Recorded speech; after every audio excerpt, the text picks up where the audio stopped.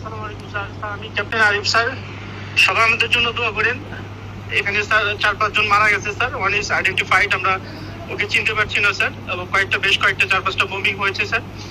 আমরা অ্যালার্ট আছি স্যার। আর হয়তো বা কারেন্ট থাকবে না স্যার, একটু পরে will be out of electricity sir. আমাদের জন্য সবাই দোয়া করেন স্যার। আল্লাহ ভরসা স্যার। আসসালামু আলাইকুম স্যার। আমাদের অবস্থা খুবই খারাপ। এখানে ড্রোন অ্যাটাক হয়েছে, আমাদের 6 জন জায়গা মারা গেছে।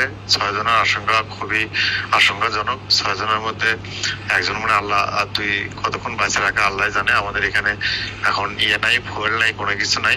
ফুয়েল স্টেশন উড়িয়ে দিছে, জেনারেটর বন্ধ, প্রায় নেটও বন্ধ হয়ে যাবে। যতটুকু তেল জেনারেটরের মধ্যে আছে ওইটুকু শেষ হলেই শেষ, আর কারো যোগাযোগও কিছু হবে না। আমাদের জন্য দোয়া করেন। আমি আছি ভালো। কি বলবো এখন, বাকিটুকু আল্লাহর ইচ্ছা স্যার।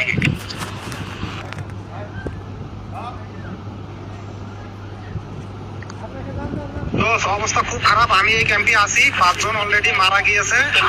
আমি এই ক্যাম্পে আছি, অবস্থা খুব খারাপ। এই ক্যাম্পে এখন নেটও থাকবে না। কি যে অবস্থা হবে, আমরা বেঁচে থাকতে পারবো কিনা জানি না। ওরা যুদ্ধ বিমান দিয়ে অ্যাটাক করছে আমাদের উপরে। আমরা নিরাপদ দূরত্বে আছি স্যার, একটা গাছের নিচে আছি স্যার। ঠিক আছে, চারপাশে খেয়াল রাখো।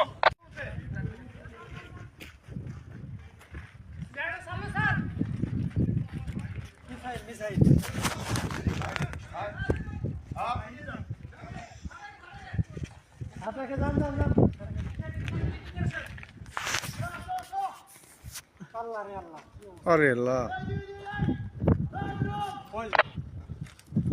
এই জেলটা থেকে পানির পয়েন্ট ঠিক আছে স্যার? পানির পয়েন্ট আমরা নিরাপদ দূরত্বে আছি স্যার, একটা গাছের নিচে আছি স্যার।